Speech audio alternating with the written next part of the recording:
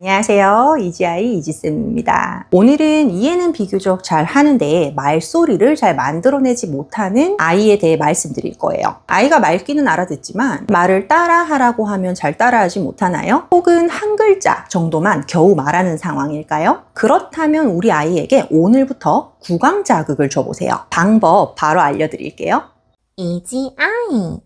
여러분, 아이들이 말을 하려면 단순하게 머리로만 이해해서는 조금 부족해요. 입술, 혀, 볼, 턱 등 구강 근육들이 충분히 움직이고 협응해야만 발음이 나오게 되거든요. 그런데 언어 발달이 늦은 아이들 중에는 이러한 근육들이 약하거나 감각이 예민하고 또 긴장도가 높아서 말을 만들어내는데 어려움이 있는 경우가 많아요. 이 구강 마사지 별것 아니다라고 생각하실 수 있는데요. 여러분, 우리가 보통 입을 적당하게 움직이면 말이 나온다고 생각하시잖아요. 그런데 사실은요, 100군데가 넘는 신체 부위를 적절하게 잘 사용해야만 가능하답니다. 엄청나죠? 우리가 그냥 소리가 아니라 음성을 통해서 이 말소리를 산출해 내려면요, 입술과 혀, 입천장, 뺨을 이루는 근육, 인대, 턱근육, 성대, 코로 이어지는 통로, 기관지, 연골, 더 깊이 들어가면 폐까지 잘 사용할 줄 알아야 합니다. 여기서 끝이 아니라 내 호흡도 조절할 수 있어야 해요. 또 각각 근육의 강도까지 스스로 조절해낼 수 있어야 합니다. 단순히 소리를 지르거나 우는 것을 넘어서 여러 다른 소리들을 조합해서 붙여 소리내고 또 억양이나 어조도 신경 써야 하고요. 말을 할 때는 순간순간 숨을 들이마시는 것과 내뱉는 것까지 신경 써야 해요. 그래서 우리 아이가 한 글자 소리 내는 거랑 한 글자랑 한 글자를 붙여서 두 글자 단어를 소리내는 거는 엄청난 수준의 차이라고 볼 수 있어요. 또 똑같은 소리더라도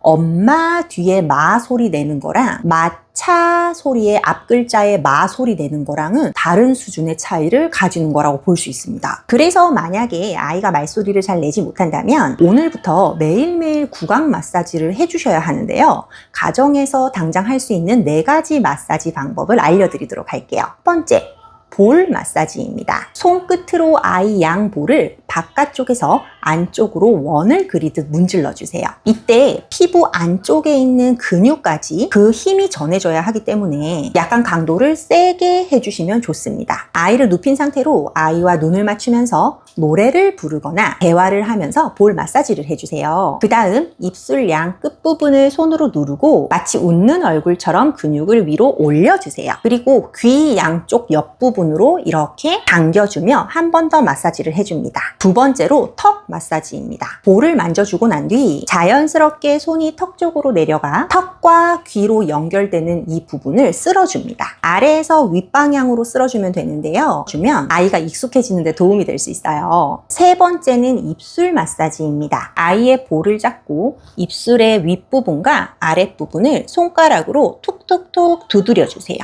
처음에는 윗부분만 10번, 그 다음 아랫부분을 10번 두드리고 그 다음에는 윗부분과 아랫부분을 번갈아 가며 두드려줍니다. 이렇게 두드리고 난 다음에는 아이의 입술을 잡아서 앞으로 쭉 당겨주세요. 처음에 이 마사지가 힘들 경우에는 양손으로 아이의 입술 근처를 이렇게 잡아 모아주는 것부터 시작합니다. 쭉쭉 잡아당기면서 아이가 자극에 익숙해지도록 해주시면 좋습니다. 네 번째는 혀 마사지예요. 혀 마사지는 아이가 입을 벌려야 하기 때문에 앞에 마사지들을 다 해주신 뒤 마지막에 해주시면 좋은데요. 깨끗한 손이나 장갑을 낀 상태로 아이의 혀를 지그시 눌러줍니다. 이때 손이 아닌 서랍자나 칫솔 등을 사용해 주셔도 좋아요. 혀의 끝부분도 눌러주고 중간 부분도 눌러줍니다. 너무 안쪽으로 들어가면 구역 반사가 나올 수 있어요. 그래서 처음에는 조심스럽게 진행해 줍니다. 그 다음 혀의 오른쪽 옆면을 반대쪽인 왼쪽으로 밀어주시고요. 반대로 혀의 왼쪽에서 오른쪽으로 혀를 밀어주기도 합니다.